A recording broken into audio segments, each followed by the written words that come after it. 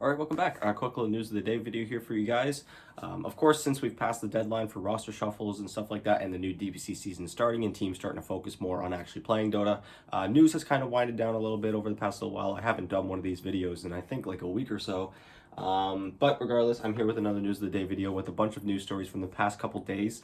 Again, I've kind of been accumulating some of these, waiting until I kind of had a fuller board. If you guys would rather me update you as soon as something's happened, even if it's just a single story per board, you guys can let me know. But for now, I'm going to be sticking with this format unless it's something that's really, really urgent, in which I will be talking about it pretty much immediately.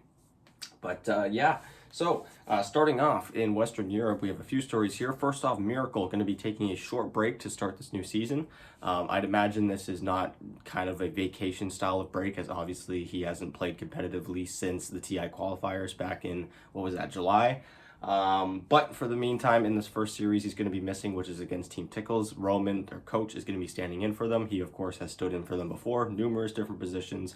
He's still a very, very good player, but missing a player like Miracle definitely hurts your game a little bit. I mean, they do have the advantage of playing against Team Tickles, who I've talked about is not necessarily projected to be one of the strongest teams in this region, but they should still not be taken lightly. I'd be very surprised if Team Tickles just rolls over in this series. So yeah, so best of luck to Miracle. Hopefully he's back for the next series, as again, I don't think this is a vacation style of break, and so hopefully he's all right and he's back as soon as possible. Staying in Western Europe, we have Aoi coming in to coach for Tundra. So I've talked quite a bit about Tundra the past couple weeks, I'd say, and I've been mainly orienting that about the fact that I think that this is their time to shine. I think these guys have a very, very realistic shot at finishing top 2, maybe even top 1 in this Western European region, just because of how big some of the shakeups some other teams have had. Maybe they're going to get off to slow starts. I mean, Team Secret might be a shining example of that. We don't know how the rest of the tour is going to go for Team Secret, but for now, they've definitely gotten off to a slow start, despite the sheer star power of their roster. But Tundra is a team that was really impressing me, especially around those TI qualifiers. They made it to the grand finals where they just barely lost to OG. They've stuck together since then. They have a contract going for the next like 3 years. So these guys not only have been sticking around for a long time and are going to be sticking together for even longer, these guys are still one of the strongest teams in the region. I think they're going to really capitalize on the fact that a lot of teams are going to be going through a lot of changes and might be getting off to slow starts. So bringing in Aui's nice. I'm a little bummed out about it because I admittedly was really enjoying him on the talent side of things. His time spent in NA and especially at TI on the panel, I really enjoyed. But of course, as a coach, being a TI winner and all, I think this is a great pickup for Tundra. He's a great guy. From what I can tell, brings a nice energy to the team, and I'm sure this is a nice pickup for them. So we'll see how it ends up going. They did look good in their first series, and we'll have to see how the rest of the tour goes.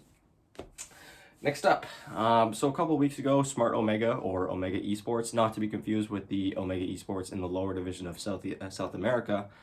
This is the one from Southeast Asia. They ended up getting a ban a couple weeks ago due to match fixing. This was mainly oriented around their roster that they had picked up after the TI10 qualifiers, but before this new DPC season. They were just playing in some small non-DPC related tournaments, obviously, since the DPC wasn't started up yet. And after getting caught for match fixing, the entire roster and the organization were both banned from ever competing in Valve-related tournaments again. And since then, Valve has done a more thorough investigation, and they found that this was more of a player-oriented match-fixing scandal as opposed to the organization. And so the ban has been lifted from the organization. They're going to be able to compete in the next tour, which is obviously going to be the 2022 Spring Tour. It is very unfortunate that they didn't get to retain that upper division slot. They're going to be having to come in through open qualifiers. But again, with the nature of how soon this happened before the DPC season started, Valve really didn't have a choice but to take away their slot and just give it away to someone else, because again, there was a very short amount of time before the new season was starting, and I'm sure no one on Boom is going to be complaining about that, as still Boom is projected to be one of the strongest teams in that upper division.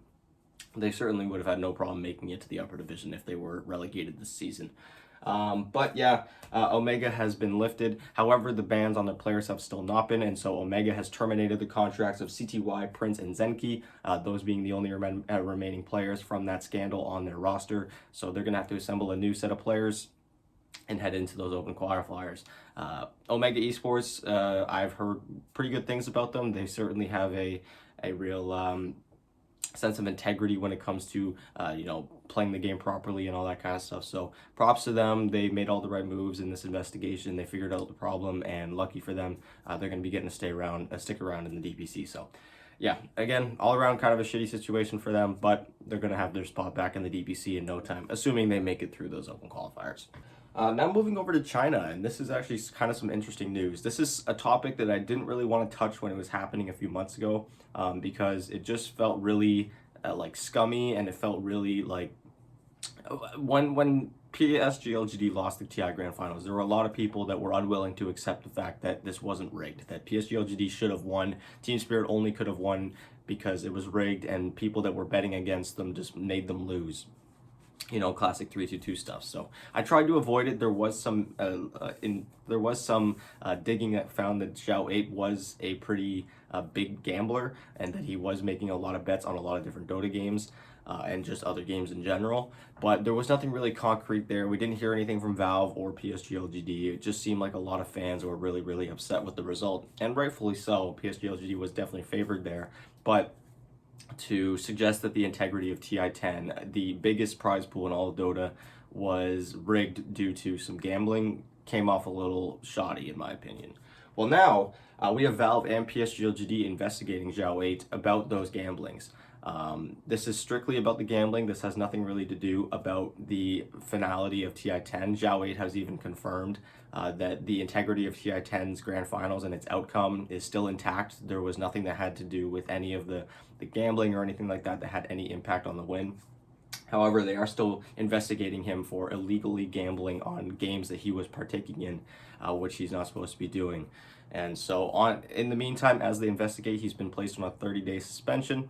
Again, PSG.LGD not playing in the upper division yet because China's upper division doesn't start until the new year, so this doesn't directly affect them as he is still their coach. But this is pretty serious as there is an investigation going on, and we'll have to see how it goes. This suspension is a pretty normal thing for any player or any person under investigation internally.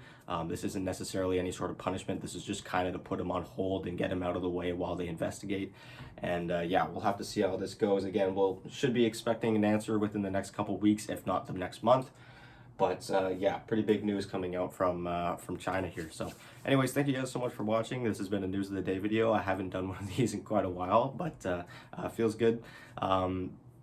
One thing that some of you may have noticed if you're a regular viewer of the channel is I didn't have my Twitch stream this week on Tuesday. I'm actually going to be putting a hold on my Twitch streams for the next little while because of how busy everything is getting with the DPC and with the fact that I'm going to be trying to watch as much Dota as possible, making my reviews every single day, and there's just not going to be enough time realistically for me to do any sort of Twitch stream like that. So apologies to anyone who was really enjoying it. I personally was really enjoying it. It was really nice to have nice conversations with everyone who was talking stuff DPC related, but for now, going to be putting on hold. We'll see when the new year comes around. Maybe I'll get back into it, but again, it's just a really busy time of year, especially with Christmas and New Year's coming up, so I'm going to be putting those on hold for now. So thank you guys so much for watching. Feel free to join the Discord server if you're at all curious. Links for all the sources in the description below as per usual, and I will talk to you guys later today with another video.